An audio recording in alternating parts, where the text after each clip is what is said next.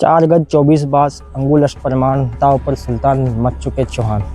जी हाँ, जो आपने ये फेमस दुआ सुना है जिनके बारे में, आज हम उन्हीं के स्मारक पर, जिनका जन्म 1166 में हुआ।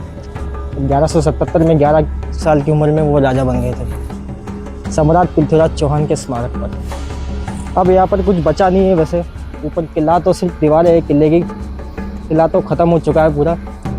फिर कभी अगली वीडियो में चलेंगे तो मैं आपको किला भी बता दूंगा।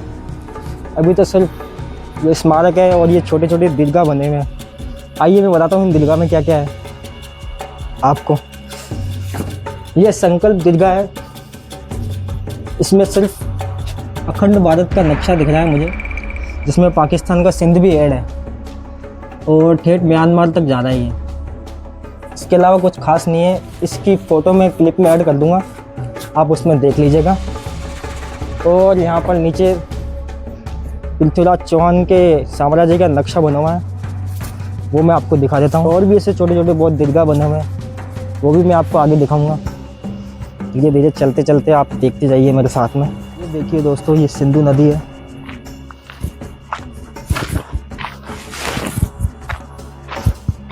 और ये सम्राट पृथ्वीराज चौहान का साम्राज्य का नक्शा है पूरा।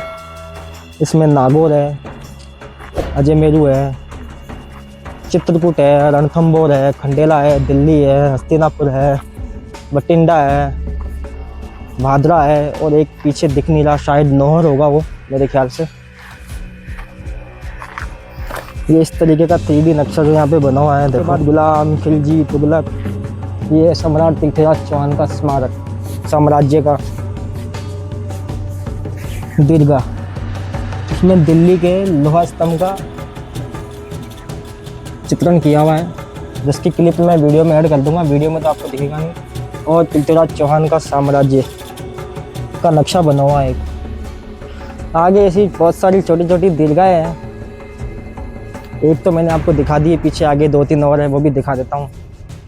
बाकी हिंदुस्तान के अंतिम हिंदू सम्राट पृथ्वीराज चौहान जी के हम बहुत पढ़ते हैं, पर किला तो देखो है नहीं। अब ये स्मारक ही है, इनमें छोटे छोटे दीर्घाएं बनाए हुए हैं, उसमें डिटेल्स है जो मैं आपको बता रहा हूँ। आप देखते रहिए मेरे साथ में।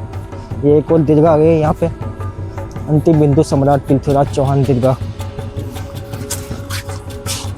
इनमें देखो कुछ फोटो है, आप दिखा दीजिए थोड़ा पास में लाके। अंतिम हिंदू सम्राट पृथ्वीराज चौहान के बारे में देखो। ये राज अभिषेक की एक तस्वीर है यहाँ पे। और ये तारागढ़ दुर्ग की है।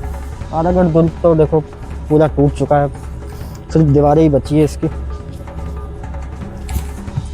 और ये चंद्रवरदायी दीर्घा, चंद्रवरदायी जो इनके दरबारी कवि थे, जिनका असली नाम पृथ्वी भट्ट था, जिन्होंने पृथ्वीराज रासो लिखी थी, उनका भी चित्रण इसके अंदर है, पृथ्वीराज रासो का।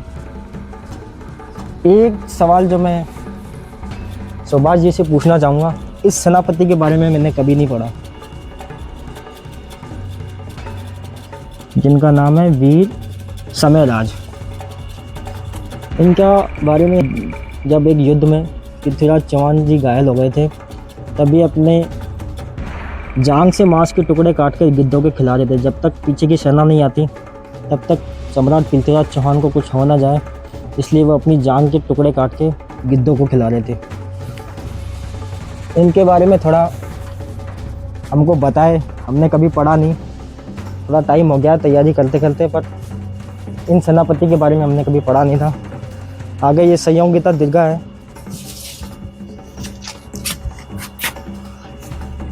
संयोगिता और सम्राट पृथ्वीराज चौहान के, ये गंधर्व विवाह किया था सम्राट पृथ्वीराज चौहान ने, उनकी कुछ तस्वीर है इसके अंदर।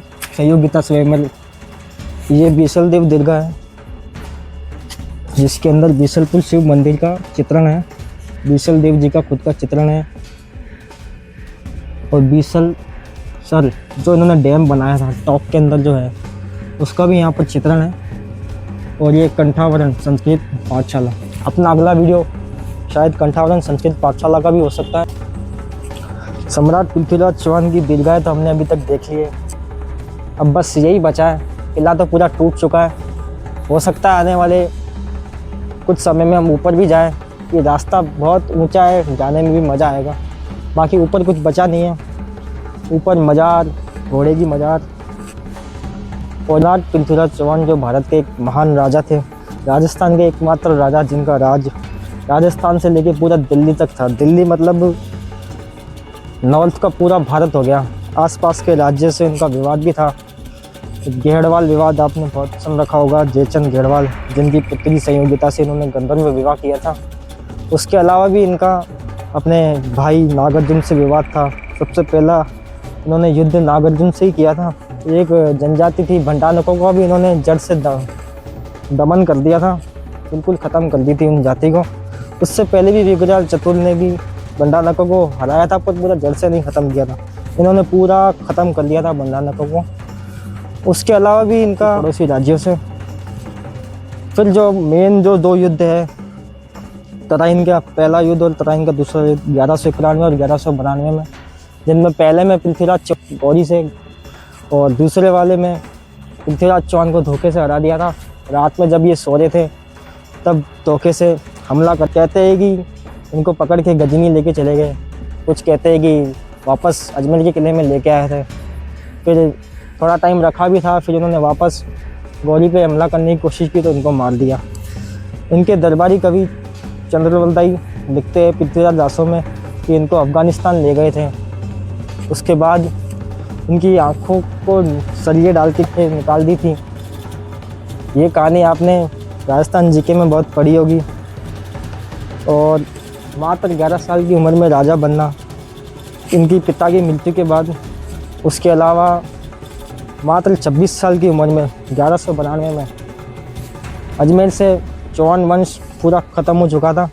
इनके पुत्र गोविंद राज ने रणथंभौर में फिर अपनी नई शाखा बसाई। अब तो देखो अपन इतना पढ़ते हैं राजस्थान जीके में, उसके हिसाब से तो अजमेर के अंदर सिर्फ ये छोटा सा पृथ्वीराज चौहान का स्मारक ही है। इनके दरबारी कवि चंद्रवल्दाई का स्टेडियम यहाँ पे नीचे है, जहाँ से हमने अभी स्टार्टिंग में एक शॉर्ट वीडियो बनाया था जिसका नाम सम्राट पृथ्वीराज चौहान खेल मैदान है। स्थानीय लोग उसको चंद्रवल्दाई स्टेडियम कहते हैं। बाकी तो ऐसी छोटी छोटी दीर्घाएँ मैंने आपको बताई दी है वीडियो में। हमारा अगला वीडियो संस्कृत कंठावरण पाठशाला से होगा, जिनमें कहते हैं कि पृथ्वीराज चौहान वहाँ से शिक्षा लेते थे, पढ़ने जाते थे, पर उसको तो तोड़ दिया गया है। अभी 2.5 दिन का झोपड़ा बना दिया गया है, राजस्थान की पहली मस्जिद भी जिसे कहते हैं। ये दोस्तों मेरा पहला वीडियो है। आवाज़ से ही मेरा लग रहा होगा कि मैं थोड़ा नर्वस लग रहा हूँ और अटक रहा हूँ बीच बीच में। धीरे धीरे इम्प्रूवमेंट होता रहेगा। अभी मैंने अजमेर से स्टार्ट किया है, मैं पूरा राजस्थान कवर करूँगा धीरे धीरे।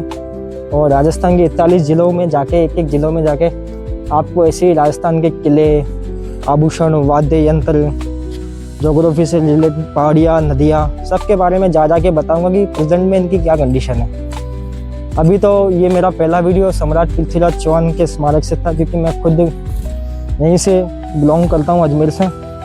और अभी मेरा चैनल भी इतना बड़ा नहीं है, 0 सब्सक्राइबर है। 0 से मैंने स्टार्ट किया है, देखते धीरे धीरे कितना बढ़ता है। और दीर्घाएँ तो बता ही दी है। अब यहाँ से कुछ 500 मीटर ऊंचाई समुद्र तल से अजमेर कुछ ऐसा दिखता है।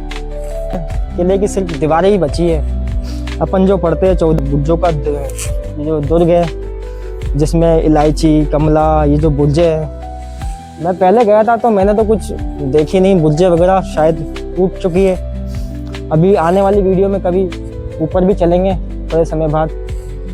ऐसे ही और इन्फॉर्मेटिव राजस्थान जीके से रिलेटिव, जो कि आपके कंपटीशन एग्ज़ाम में आपकी हेल्प करेगी। मैं भी पहले ही देखता था कि यार कोई वीडियो ऐसा मिल रहा है जिसे मैं सेंटर पर जाते वक्त ट्रेन में देख सकूं, क्योंकि क्लासें तो मिस हो जाती है थोड़ा बहुत।